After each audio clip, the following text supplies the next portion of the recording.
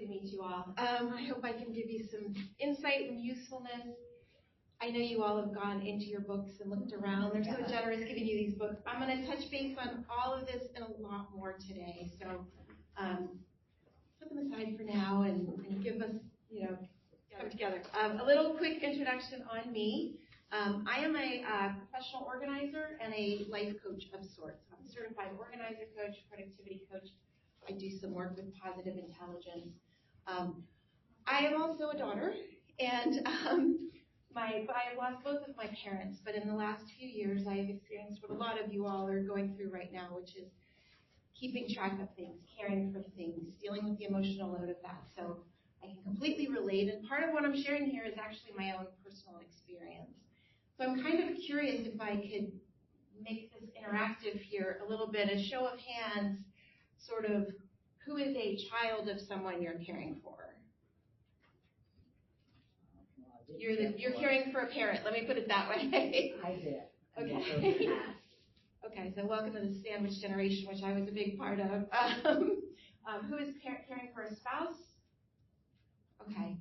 Great. And I'm curious, as you came to this presentation, please, whoever wants to speak up, what was it that drew you here? What's stressing you out the most with regard to paperwork and such? Anyway, anybody want to share? Files of paperwork. Yeah. Yeah, I'm going through everything from my parents' condo because they moved to Spring Arbor in Leesburg, and they kept everything, every paper, the mortgage from their first house in 1970, just stacks and stacks. But I am afraid to get rid of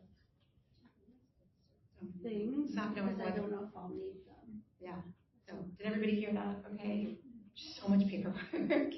Anybody else? What's the biggest stressor here? Yeah. Doctor appointments. Doctor appointments. Okay. Never-ending doctor appointments. Right. Anyone else? Husband handled all the finances till he lost his mind, and now I don't know where to begin. Reached out to a bunch of people, but they haven't been helpful at all. So I'm lost. She is saying that she has become responsible for the financial management, which her husband used to do, and it's a big lift learning all the things and finding help and support in that regard, or something you haven't done in the past, correct? 42 years. 42 years he was in charge, and now she's in charge. Yeah. All right. Anybody else want to share what you're struggling with? People? Yes. I'm in a blended family, so my stepdad's son takes care of all of his affairs, and I take care of all my mom's affairs, and then trying to get all that. Okay, so if you didn't hear that, she is in a blended family, and so she's in charge of her mother's things, whereas her stepdad is being handled by his children. And so are you kind of alone in handling all of this stuff for your mom? So, okay. And I know we do have some mics we can pass around, but I'll try and repeat whatever questions come up if that's helpful. So we've all got a lot. And first of all, let me just honor you all for what you're dealing with, because it's a lot. And hopefully what I'm going to give you here is going to help with some of what you've brought up here. Mostly I'm going to talk about paperwork and managing it and collecting it and keeping track of it. But ask any questions. Interrupt me anytime. It makes it a lot more fun for me. A real quick disclaimer, I'm not a lawyer. I am not a financial advisor. I am not any kind of advisor of any kind. So if you're really wondering about something, take this as suggestions, information, not advice. Okay, I can't be responsible for your finances today. Okay.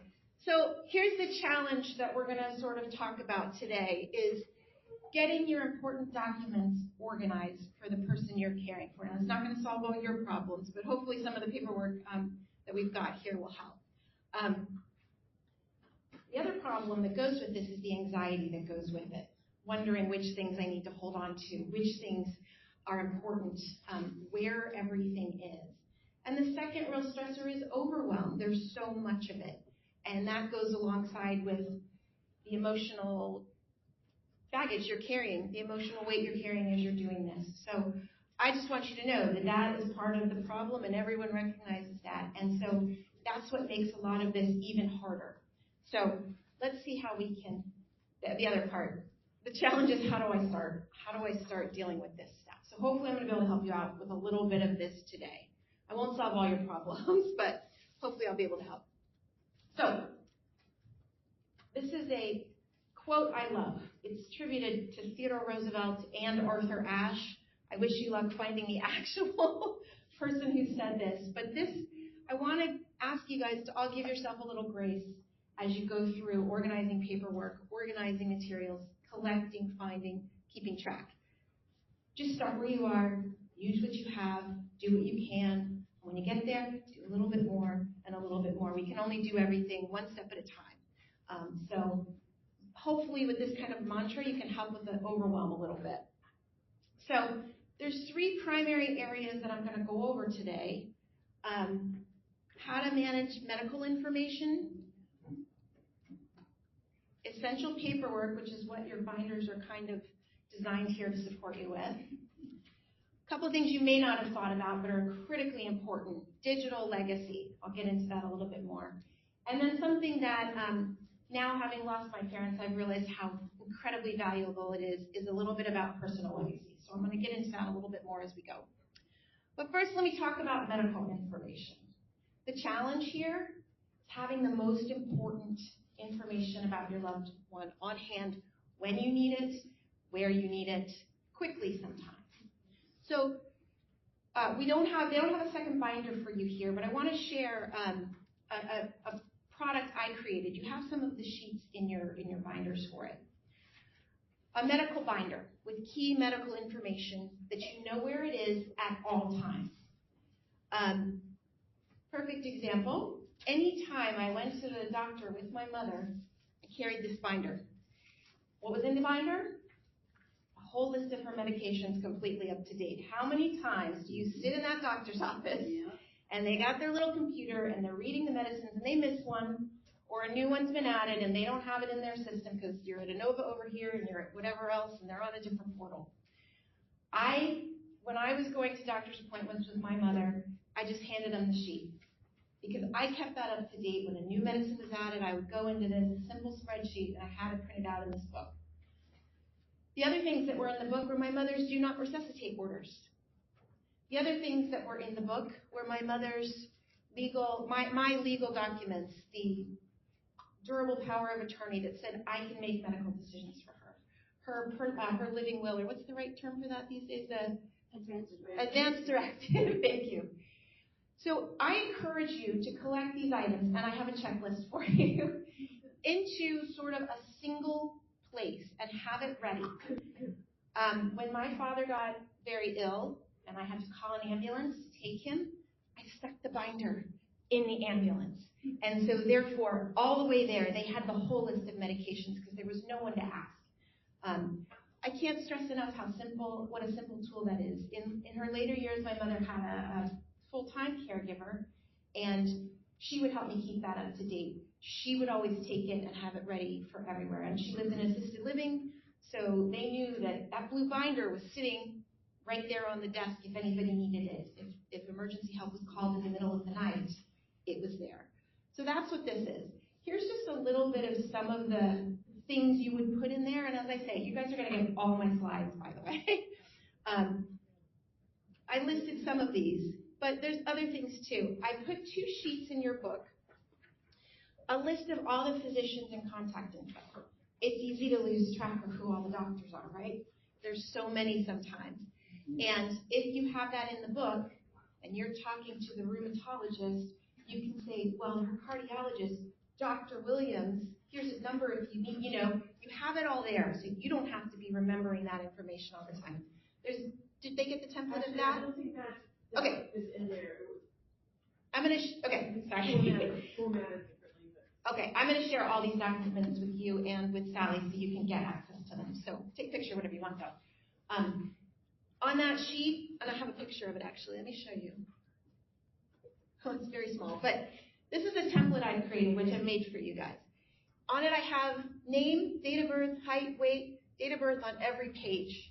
Because how many times do you get asked that question? Emergency contacts. This is where my name was and my phone number and my siblings. Primary care doctor, insurance information, important medical conditions, right? Does this person have dementia? Does this person have diabetes? What does somebody need to know quickly? And it's or are they allergic to penicillin? That was my mother's case. This is a place to just put that information. Do they have a living will? Are they an organ donor? Do they have a do not resuscitate order? Who is a HIPAA authorized individual? All of that on one sheet. Now the legal documents were in the back, but I like to have it right up front. Yeah? The fire department offers a little packet called File of Life. That's great. In that File of Life, you have all the medications, you have indication of what the patient is experiencing, and when they come, if you do not want resuscitation, you have the DNR in that packet. It attaches to the front of the refrigerator, and they do look for it when EMTs come. That's fantastic. It's fulfilling this obligation, but with the magnet, that's great. Yeah. If you don't have a stainless steel refrigerator. Huh? You have to write kind of small. Yeah, I mean, I have provided these digitally for you, so you can type this ultimately. So We will be getting yes. these digitally where we can. Yes, almost everything I'm going to show you, I'm going to share with you guys digitally. The other thing that might be helpful is you can have that, or you can say, please see attached, because what I generally do, there's so many providers, I just have them all typed out Yeah, on a Word document. And that's what I have over here, is these are all the different providers and their names. I also include the pharmacies, because we often have multiple, because one's mail order and one's this, what have you. So this is just a template. This can be made bigger, smaller. As I'll say at the end, and I mentioned at the beginning, don't overstress. You can also, Sally, did you put business cards? She did. Business card holders? If your doctors have business cards, then you can stick them in this medical book, and then you don't have to do all this typing. I often also will put like the portal, whichever portal that doctor is using in this space, because they're not all in my chart or what have you. And then additional notes. I include this on here for back in the day. I had the last time my mother was vaccinated for COVID, whether she had a booster, whether she had a flu shot, just sort of the last time she was hospitalized, just so it was just kind of right there, and you could easily update that. This is a sample of a medication form, and this is available. I have it in a spreadsheet format. I had it designed so the yellow is daytime, midday pills, evening pills as needed. Sometimes I even had a category of pills they used to take when one was replaced with another. And you can't really see this, but it's medication, dosage, what it's for, who prescribed it, which pharmacy it's in, and then any notes, which was often like this was added after this happened or that happened kind of thing. That is great. So on the kits, you could also put if they were allergic to something? Absolutely. Okay. Absolutely. I mean, these are templates, yours to use as you see fit. That's why I made them available. Yep, dietary restrictions. Allergies are critical at this stage. So we can modify them. Of course, yes. Yes. This is a Word document, so as you hit enter, these boxes will get bigger. And this is a spreadsheet, which, depending on how tech savvy you are, can make it bigger or smaller. Okay. Any questions, though, about? I just want to say it's also helpful when, I hate to say use copies or have copies available, because a lot of the times, even though you've given all this information, especially when you go to the ERs, or they don't have it. Yeah. So I can't tell you, I have a lot of visits to emergencies. It's helpful to have a spare document, even if it's just the bare minimum, but mostly what you have, and also surgeries are another thing you have to put down. And most important, allergies, because they don't always have that. They somehow it gets lost in the records. You guys are the ones most aware of what's going on with your person. And it doesn't matter how detailed the digital records are at the hospital, because they go over it every time, because they know it won't always be accurate. This way, you don't have to remember. You can keep this up to date on any given day. The day the doctor gives you a new prescription for XYZ, you can just scribble over here until you get back to typing. But when you go to a doctor's appointment or an emergency room, if you've got this book, you can have a little peace of mind that you've got what you need. And I do encourage you in this book to include some of those legal documents, copies of them, in the back that says, I am HIPAA, you can talk to me, I can make decisions for this person. I have all these power of attorneys. So, and copies. But that medication sheet, I can't tell you how many nurses have been like, this is awesome, thank you. And they take it and they don't talk to me. They just look at it and then they hand it back so you can sit and relax. So, yeah.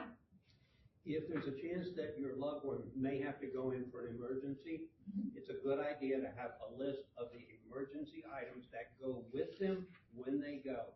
Hearing aids, dentures, Very smart. phone, medication list. If you can have that all there by the time the EMT gets there, the caregiver, and there needs to be a caregiver because people that are in crisis, Because you're the one who knows. Can't do it. So get that little packet together so when they go to the hospital, that goes. That is a very good idea. Perhaps I should add a checklist for those kind of things. They're going to be very unique person to person, but everybody hear me okay? All around? Okay. So the medical binder, I encourage you to get something kind of small for that, not quite as big as this. Even something, if you can find the soft kind, this maybe soft bound, because you want to be able to carry it. You don't want it to become one more challenge for you when you're taking someone to the doctor, taking someone into the emergency room. Something nice and because it's not going to have too much stuff in it. It's just going to have what you need. So I encourage you to find something soft, even those folders, with the prongs, something like that can be really useful. Use a pocket folder. Yeah. And what I do is I use binder clips so I don't lose anything, but Yeah. it's just real quick to here, and they will, a lot of times they'll take them, scan them, and hand them back. Yeah. To have them. Yeah.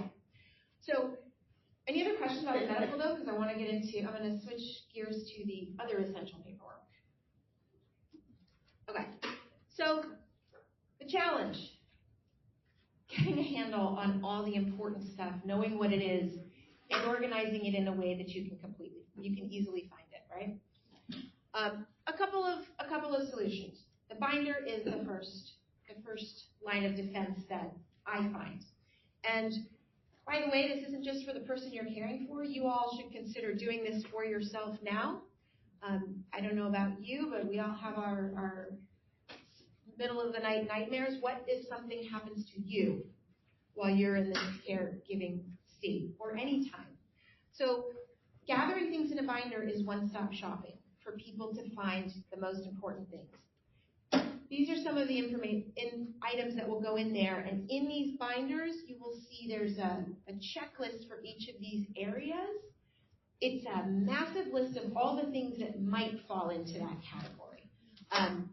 You may have different things. I've just gathered them from all over the place. So personal information, that's birth certificates, passports, driver's license, copies, all copies of these things. And I'm going to talk about copies a little bit later. But obviously, this is a binder.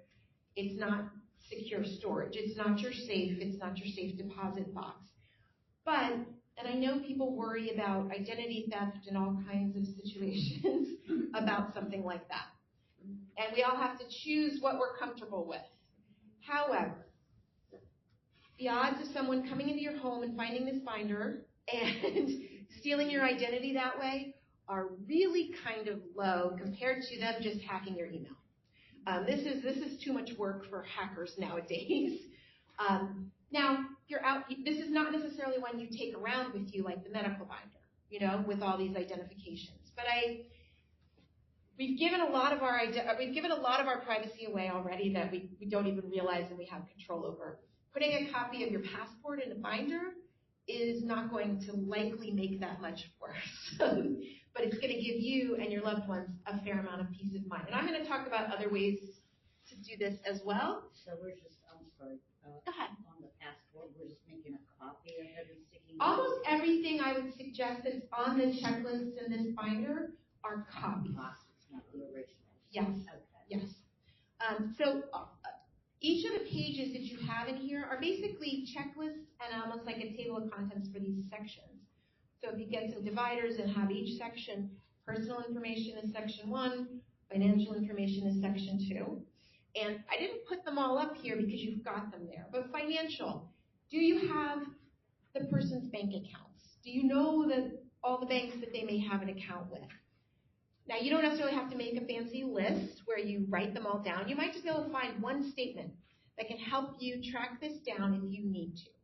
So bank accounts, investments, retirement benefits, all that kind of stuff. If you can find one document that will give you the account number and a contact name on it, that's gonna get you through when you need it to. In all of these cases, and there's also some templates in there for who is the trusted advisor, who are the trusted advisors, who were the trusted advisors. Sounds like information you could really use. Is there a financial planner? Is there a banker they were connected to? Who wrote the will? Who can help you when tough times come, get to the bottom of it? Because at the end of the day, the overwhelm is dramatic. And if there's someone you can call who can say, I know where the will is, it's okay. Getting that information is almost more important than finding the will. Who knows where the will is? Who wrote the will? If you can start collecting that information, you're going to save yourself some trouble. Other categories you're going to find in there: property. What do we need to know about this house?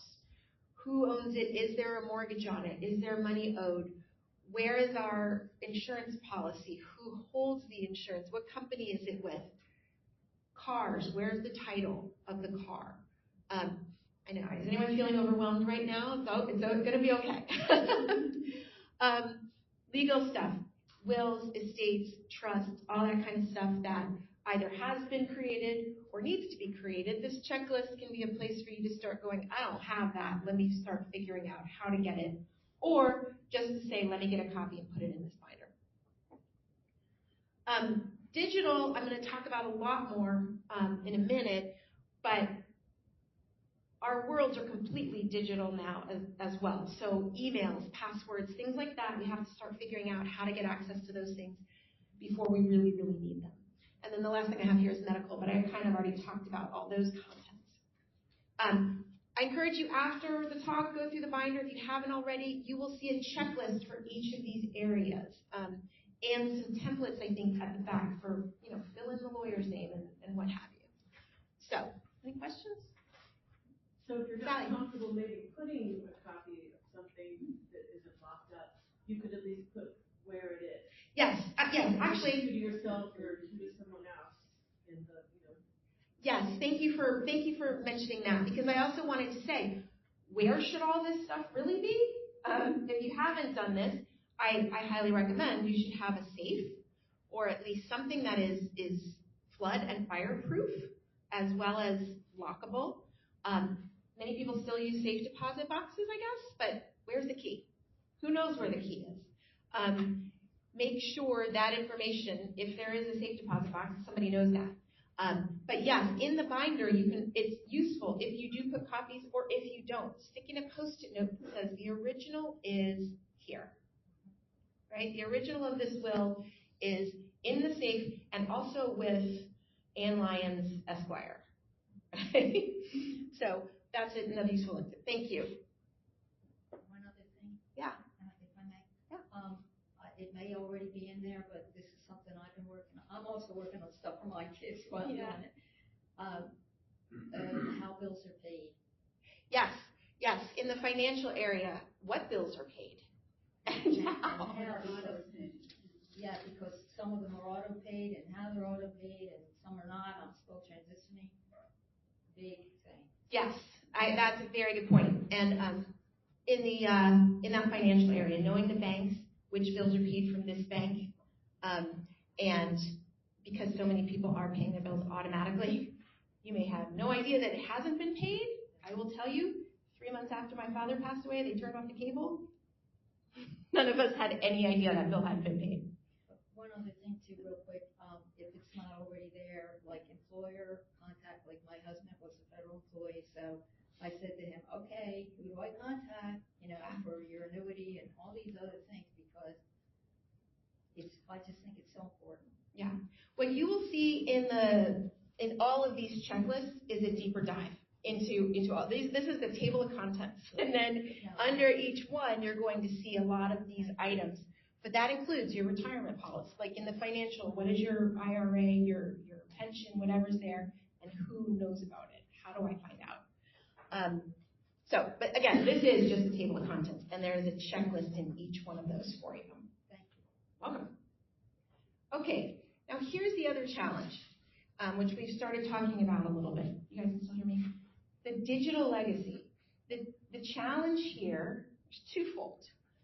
Having access to and managing your loved one's digital footprint. Now, it sounds like we're dealing with a broad range of ages, so maybe the digital footprint is bigger or smaller, depending on how old your loved one is. But there's a good chance they have an email account. There's a good chance they have 2 or 3 email accounts. There's a good chance they had a cell phone or have a cell phone. Perhaps they had a Facebook account. Perhaps they have a login with Google or an Apple ID. Most people have something. And without access to that, without permission and taking steps in advance, you will never have access to that. Because when we all signed up for those things, whenever we didn't read that really long document that they asked us to agree to. They promised privacy. They promised us privacy on a huge level. And it doesn't matter if you have a death certificate or a power of attorney or anything. Google, Apple, Meta, none of them are going to give you access to these places. Now, raise your hand if you've ever tried to change your password and were asked like for 10 different ways to 6-digit authentication. Where did it go? To your phone or your email, right? No company is going to give you access to that phone. I know what you're talking about. Hopefully it'll pop back up. None of them are going to give you access to that material. So we'll see. So it's very important, and I'm going to stress it as one of the things you do today, is if the person you're caring for has a cell phone, you get that screen password today. If you don't know, and maybe you guys all probably do, what is that code that opens the phone? Without that, you're doomed. With it, you can pretend to be them and get back into business, right? You can change a password if you know the login. You can do a lot of things. Likewise with the email. With the email, you need to be able to log in. And I don't know about you guys, but my mother was very regular checking her email until she wasn't. And in her last 2 years, she just didn't really care. She didn't go, she didn't look.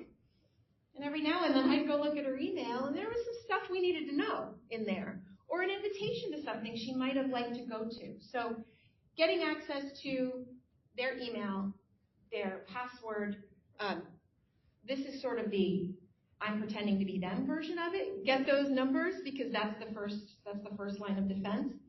And then there's a secondary way, which is becoming a legacy contact. And does anybody know what that is, or have you heard of that in any way? So, thank you. Sorry, I'll get us there. A legacy contact is a setting that you can do. Hold on, let me get us caught up here.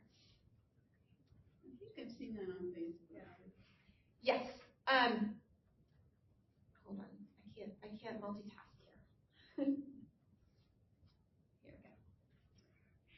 So Apple, Google, and Meta, which owns Facebook and Instagram and WhatsApp and all of our souls,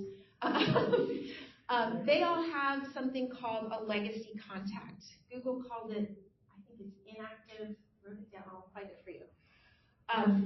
This is where someone can designate a person who is allowed access. And that is easily done from your phone. You can assign someone for yourself.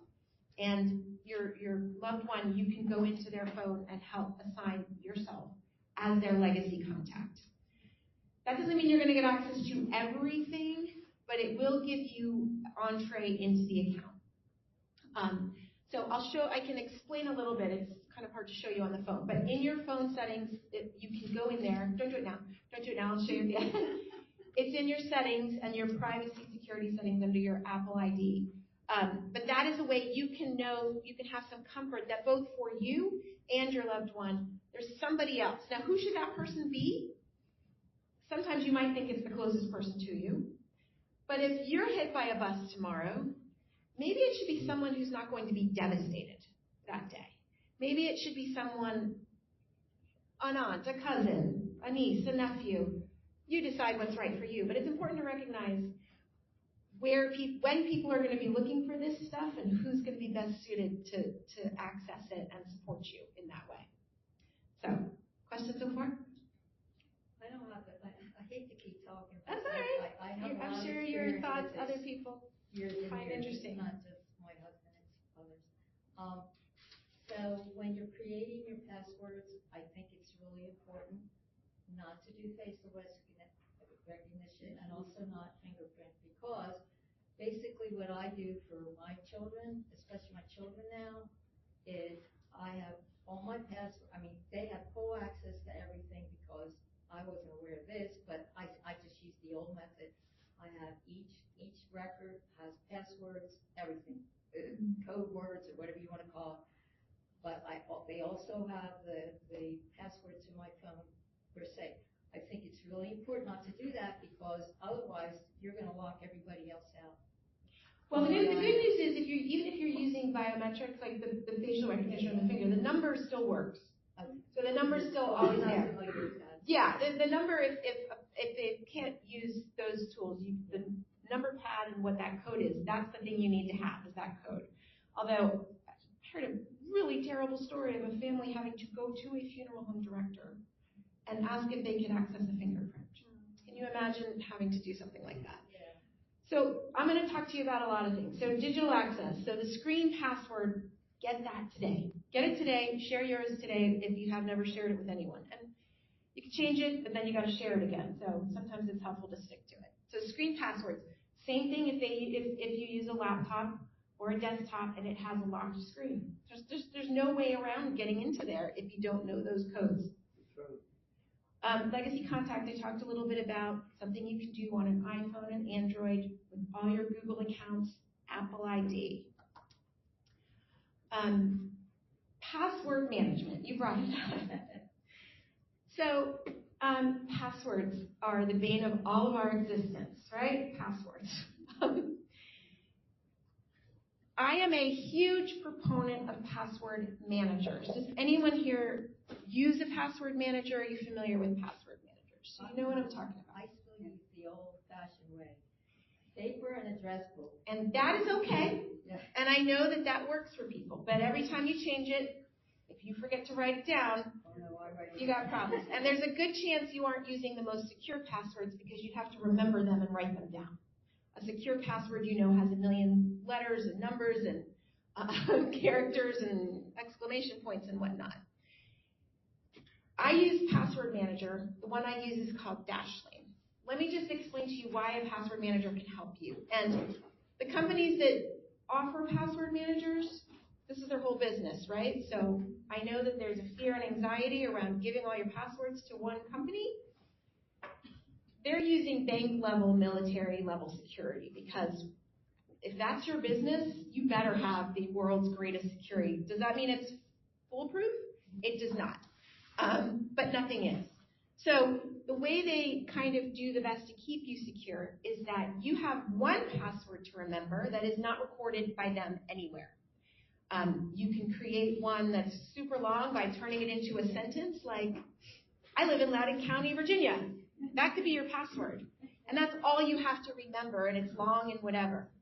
Once you have that, you get access to the password manager, which will keep track of every if you're on the computer and you create a new account, it'll offer you a 16-character password, and then it'll save it and remember it. The next time you go to that website, it'll fill it in for you.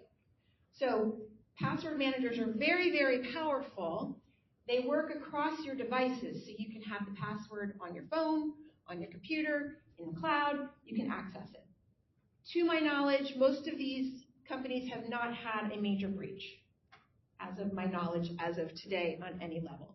And even if they did, all your passwords are encrypted in such a way that without your master password, I live in Loudoun County, Virginia, exclamation point, the passwords aren't inaccessible.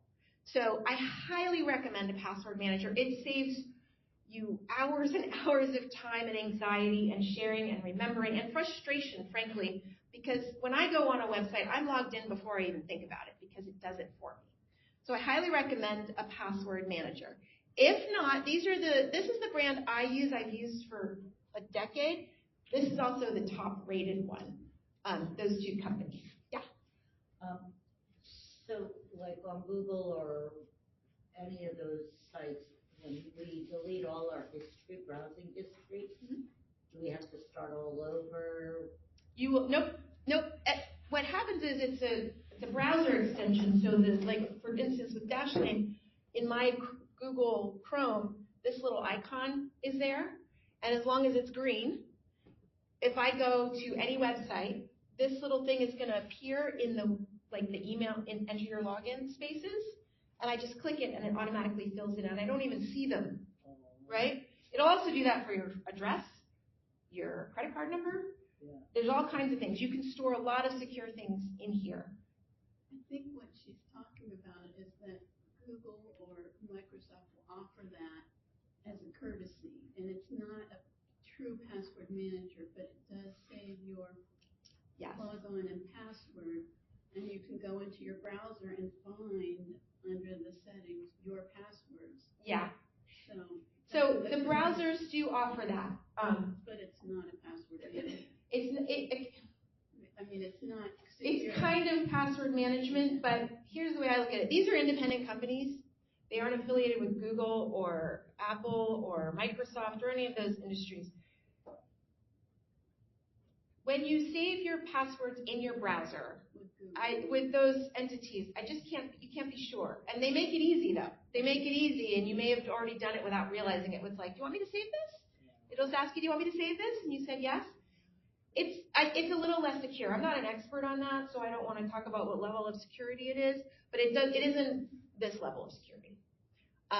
So you can do that. You can use it. I recommend it. Both of these also allow you to export all of them into a spreadsheet, which I actually do once a year. And then I write on that piece of paper, I live in Loudoun County, Virginia.com, exclamation point, stick it in the safe next to all the other stuff.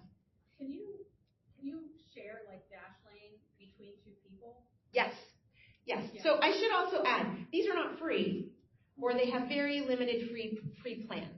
So I have a Dashlane family plan, which allows me, I think, to connect up to 10 people to use Dashlane also. When that's in place, I can share a password with them whenever I want. So I have 2 college kids who call me all the time asking for the Netflix password. Right? Mom, what's the Netflix password? And I'm like, I gave it to you. So when they went to college, I added them, got them their Dashlane account, and then they can save their passwords. And so they're learning good habits of having long, strong passwords. And we can share among each other. Can you see their passwords? Can I see them? Can you see their passwords and they can see your passwords? Not unless they share theirs with me. They have their own independent accounts. But we have a few, like Netflix and Disney Plus, that are shared between us. What's the cost of something? Most of these and some of these other apps I'm going to share with you, they run, I believe the Dashlane, and I have it in my notes, I'll find it before we're done. You're going to run in like $120 a year. Currently, of course, you're at their whim when they raise the prices. Yeah. But it's, if you think of all the other things you pay for, it's highly worth it to me. And that's the family plan. Yeah. Do they offer ID protection, identity protection? Yes, Dashlane also offers identity protection. They have a VPN tool, if you're familiar with that. That's so like if you're on your laptop in an airport, you can click on the VPN, which makes a tiny, secure network around, if you're on a public Wi-Fi. Dashlane also, I think on the family plan level and higher levels, they have, they monitor your information on the dark web. Like I'll get a notification every now and then that says, your email address was found on the dark web. And I'm like, I don't know what I'm supposed to do about it. But, and then they also will, like if you go to a website and you're logging in and that website has had a breach at some point recently, they'll let you know, which is an invitation to change your password. And is that at the same cost or more cost? It's at the same cost around that $120 thing. And do they have customer So it's like, as far as phone number, easy access, do you know? I don't know. Okay. But I've used this one literally over 10 years. I've used Dashlane, and I have never needed to call customer support for any reason. So that's a good thing. Yeah. Just a quick question, Ann. Yeah. So if you have a current password, obviously, right? Mm-hmm. Do you enter that into Dashlane, and then what does it So do with the password you already have to create that safe one? when you get started Right. with Dashlane, which is, it takes time, you get started, but you get the app, and then you install a browser extension. That browser extension now sees you whenever you put in a password. So say you're going to your Gmail account and your password is mommy. When you type in mommy, Dashlane will ask you, just like those browsers, shall I remember this? It might also tell you that's a terrible password.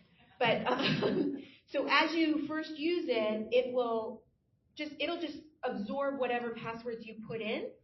And then when you create new accounts, it'll offer to create passwords for you, which you can make them as long as you want. You know, sometimes you'll go to a bank or something and it'll say, this must have exclamation point, must have a thing. You can go into Dashlane and say, please make sure it has a symbol and a capital and whatever. And I got passwords I don't know what they are. I could never remember them if I had to, and it doesn't matter because it never slows me down. So when the banks insist that we change our passwords, does that automatically get updated in Dashlane? If you change your password on a website, Dashlane will say, should I replace this? And you'll say yes. So it does that? Yeah, it does ask. It does ask. You had a question in the back? If you forget your master password, What happened? You better write that down. that's the thing. That's the one password you got. You know what? I've read this.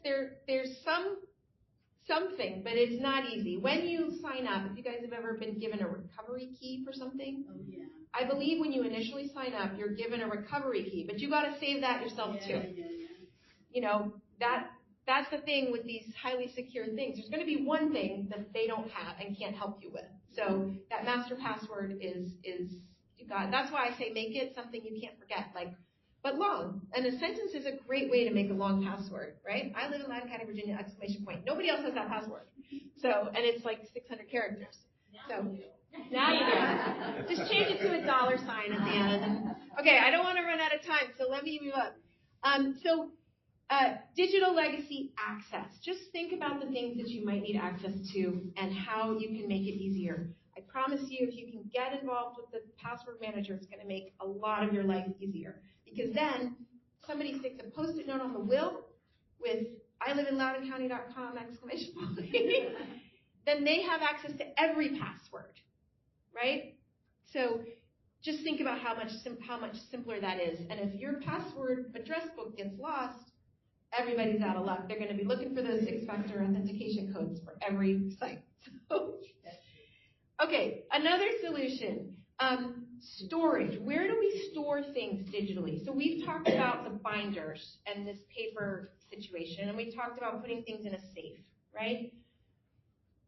There's a tremendous value in also storing your important documents digitally. I readdressed the fear of security and safety and all of that, and you have to weigh the cost benefit and what you need and your comfort level. Everyone's different.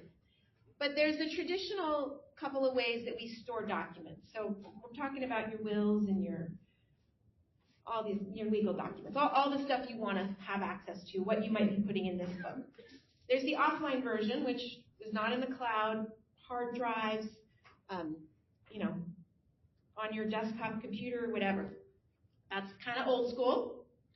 Then there's the cloud. But the cloud has 2 different variations. There's the traditional, such as Google Drive, Dropbox, places like that you're familiar with where you store and save documents all the time. Those are a good option. They aren't the most secure. But you probably already have them, and so you're already paying for them, or you have enough storage for no cost. There's some sort of higher level, just like the password managers, that I have kind of made up this term, vault storage. So if you think of Google Drive as a file cabinet, vault storage is a safe that's locked, okay? So a password manager, a lot of them actually can store documents as well. I just want to share with you one I love called Trustworthy. This is a company that has created a whole platform just for you to save all your critical information, everything you would put in these binders. And they've made it tremendously easy with a lot of drag and drop functionality. So for example, I have a scan of my passport. You guys hearing me okay? I just realized how much louder I am. Say you have a scan of your passport. You can go log into Trustworthy, long, elaborate password situation, and you can drag and drop it into the inbox on Trustworthy. That tool will pull out the passport number, the date it expires, the name and information, and put it into fields, and you can save it in my personal identifications area. It'll then create a reminder of when that passport expires. And then it'll send you that reminder 6 months before the passport expires. You can do that with every type of document that we've talked about here. You can just drag and drop it into this tool, and it will populate it, save it for you. I did a little screenshot here, which is going to be hard to see. It's accessible on your phone and online. Can you guys see this very well? So it has like this is all the things it has. Family, you can probably see it better over here. These are the categories: family IDs, finance, property, passwords. This is a place to save your password manager password, and also that spreadsheet you printed out once a year. Information about insurance, taxes, your businesses, legal stuff, family resources, trusted contacts. I think you can probably see the value of this. This is what it kind of looks like on the computer. That's the phone version. You can take a picture of something with your phone and send it right here. This is a demo thing, but for each person you would have a family ID section. So I have one for my husband, myself, and all my children. Each has one of these tiles, and it has all of their critical documents: their passport, their driver's license, their social security card, their whatever else you want to put in there, and any other files you might want to attach.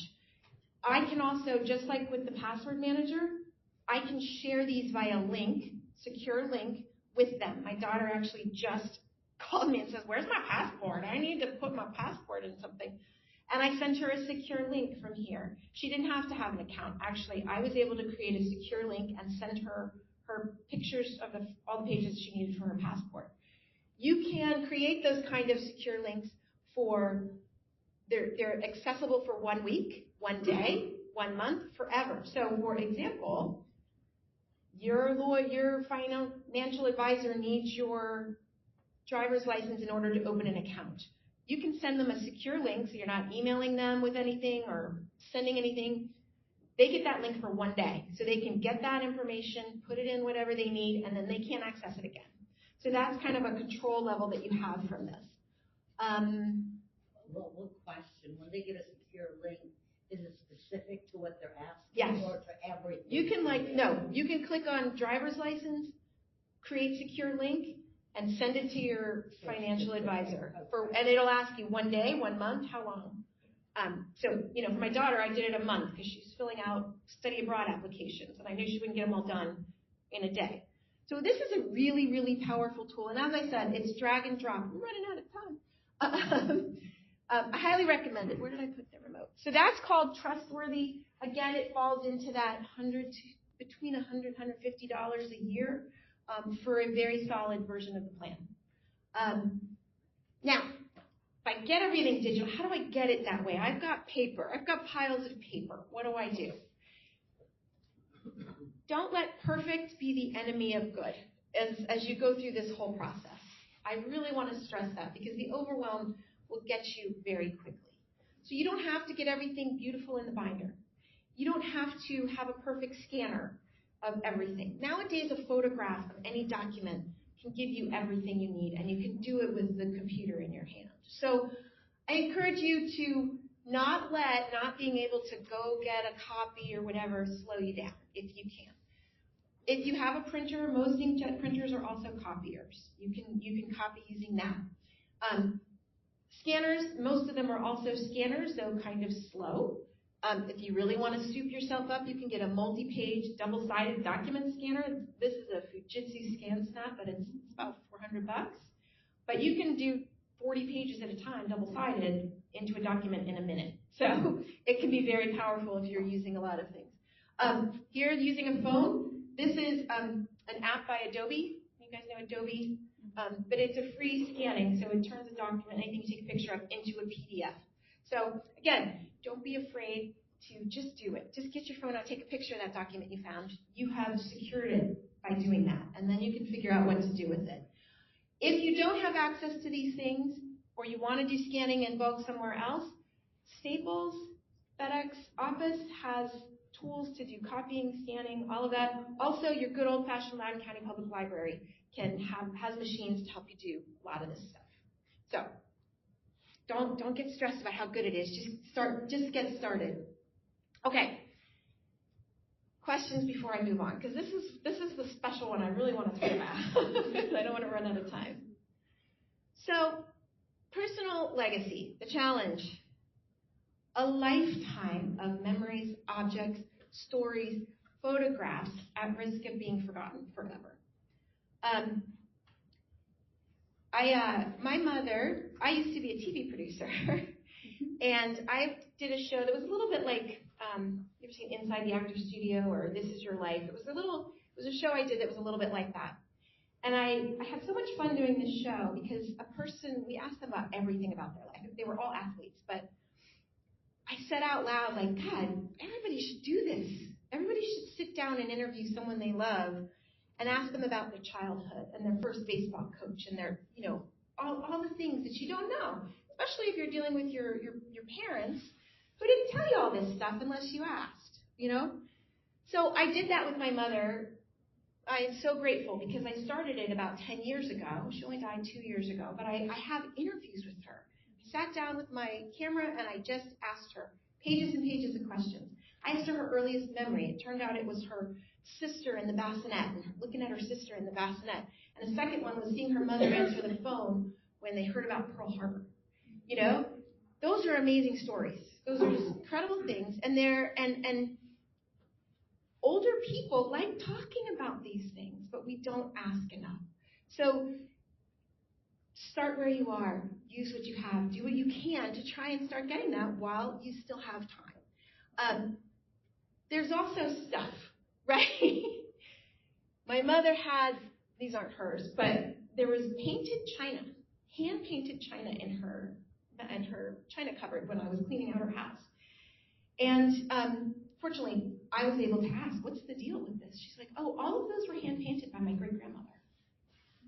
I had no idea. They had been in my house all my life. They only came out like Easter, and I had no idea. And so those are a treasure. Those are a family treasure, and now I know. And I got that story. The other thing is photos. This is my mom. I have no idea who this is. I have no idea who's taking the picture, but their shadow looms large in the picture, doesn't it? If she was here, I would ask her, I would say, Mom, what's going on? Who is this woman? Who is this girl who's clearly like maybe an older cousin or somebody she knew? And was your mom taking the picture? Your dad taking the picture? All you got to do is ask. And in my mom's later years, when I had done those interviews before, but I started to realize that as I couldn't keep that up, she didn't have the energy or the memory for that level of sitting down and interviewing. But you know what goes kind of later for a lot of people? Looking at a photo. So I started a process of gathering some photos on my computer, sometimes with another person, and we would put them up, and I'd hit record on my phone, and I'd say, Mom, do you remember this? And she'd go, oh, that's my Uncle Paul. And we'd hear a whole story about Uncle Paul. And it was all disjointed, but it was marvelous. And I did it with my cousin, who is the only sort of person left who remembers my grandparents on my dad's side stories. And she brought a bunch of photos, and we all had lunch, and she put them up, and she would trigger my mom's memory. Do you remember Nana's house and the parties in the basement? And my mom would go on a whole story. So it was fantastic. So do what you can. Start collecting. Don't let pictures overwhelm you. Right now, you have a chance. See what you can get. There's a whole other world of learning how to deal with photographs. I don't have time for that here. 2 ways to do it, I just shared with you. Recorded and transcribed interviews. All you need is a phone. There are now AI tools, though, which I'm using even right now. You record it, you get an instant transcript and summary. Other ways, do what I just said. Sit down, hit record, and hear a story. There are some tools, just like all the other tools I've introduced, that can help you get more. Artifacts is one where you can take a picture, a recording, I think I have a close-up of it. This is Artifacts. Choose an object or a picture, add a photo, have a person, you can add a story by recording or writing or anything. You can save it, you can share it with all the family. You can create a whole digital legacy of all the stuff. The china, the little objects that were always in the house, but you didn't know how special they were because it never came up. Can you go back to the last? Yeah. Yeah. So that's Artifacts. Storyworth you might have heard of. It's a company that will send you an email question, one question a day, every day for a year, that your loved one can answer. You can record it, you can write it, and then they will publish a book for you of all those stories, and they're the kind of stories and questions that I mentioned. Otter.ai, that's the transcription company that I was talking about. It's just an app. There's a free version, and you hit record, it records and transcribes live, and it can give you AI summaries. You can even go in and ask, what did they say about this? Or show me all the musicians they mentioned, and it'll give you a summary of those things. You can also use a Post-it note and some pens on the photos, on the thing. You don't have to get technical. Just take some action so that the things you're wondering about, you won't be wondering about forever. This is Storyworth and what they do. Okay, so getting started. Things to do today. Start working on this. Get those screen passwords. Look into how to get those legacy passwords. Get the email passwords. If all went to hell tomorrow, if you had these things, you'd be much better set up. Paperwork. First steps. Where is it? Where's all the stuff? Can you get it all in one place? There's a good chance it's in a lot of scattered places. Get one box, one room, one file, whatever it is, depending on what you're dealing with. Can you just start finding all the places it exists? And then this is specifically also with the trusted advisors, the doctors, the people you need to know. Start collecting that contact information. Again, don't let perfect be the enemy of good. Take one small step, and gradually you take another step, you take another step, you get there. Any questions? We're late on time, so I want to put, here are the resources. You guys are going to get access to all these slides. I just put all the resources on one page so you can remember them. If someone wants someone else to make this binder for them, I don't do that, but I have a colleague, the binder boss. She actually makes binders like this. Her contact information is here. If you want to pay someone, they will come and sit with you and work through the process. If you guys are comfortable with QR codes, this will give you access to a folder that has all these slides and all these templates in it. And then I can ask Sally. Sally, can you share a link if that's easier for others? Okay. I just want to thank you. Yeah. I want to thank you too for the what to keep for how long handout is in the binder. Yes. Because I have this paper.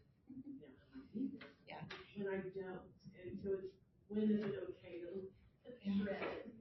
You know, you're able to get rid of a lot more paperwork than you think, especially nowadays where almost anything can be re-accessed digitally. The document I sent you, I did try to double check the latest IRS recommendations on it, because 7 years, 3 years, 10 years. Look that up again if you start shredding things, but a lot of us keep a lot of stuff for the purpose of taxes that just don't need to. You just don't need to keep it for 10 years, 20 years, some exceptions to that. You're welcome. The link is going to take you to a Google folder, and in that folder there are copies of these templates and a simplified version of these slides. So you'll have like this page, which these are the companies that I referenced, and you'll have, well, that's all that you really need. right? Did everybody? Thank you again. Before we go, I just want to say, if you do have a few minutes, I created just a feedback form for my presentation. Take you 2 minutes. Here's a QR code for that. For those of you who do QR codes, up to you if you want to do it or not. But thank you very much.